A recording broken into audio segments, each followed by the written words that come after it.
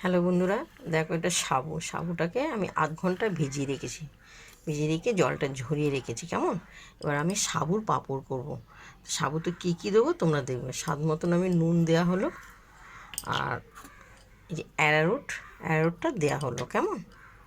অ্যারারুটটা দেওয়া হচ্ছে, এটা গোটা ডিমটা দেওয়া হলো। এরপর আমি ভালো করে মাখবো। কেমন?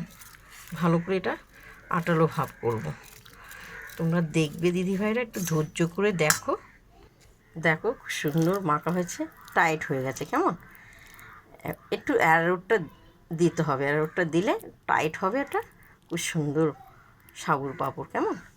এরপর আমি গরম তেলে দিয়ে দিলাম। কেমন? একটু দেখি।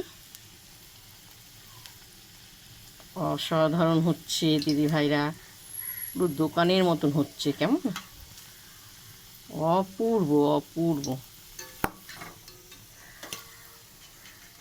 সুন্দর লাগছে। দেখো একটুকু ছড়িয়ে যায়নি। দেখো এবার আমি তুলব।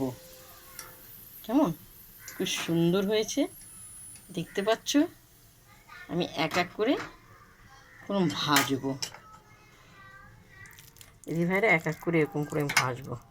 পুরো দোকানের মতন হয়ে যাচ্ছে। আপনারা বাড়িতে ভেজে খাবেন। কেমন?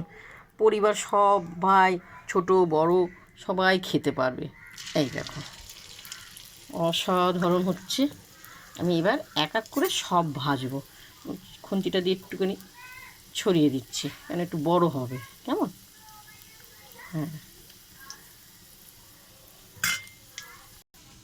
দেখো তিনটে ভাজা হয়েছে, আর দুটো ভাজি। দেখছো খুব সুন্দর, অসাধারণ। কেমন ভাজি? আমার এক এক করে সব ভাজবো। দেখো প্রথম থেকে লাস্ট তোমাদেরকে দেখালাম সাবুর পাঁপড়। তা কী কী দিয়েছি তোমরা তো দেখেছো। তবে এইভাবে তোমরা বাড়িতে করে খাবে, ছোট বড় সকলে খেতে পারবেন। বাড়ির মা বাবা ঠাকুমা দিদা সকলে খেতে পারবেন। কেমন?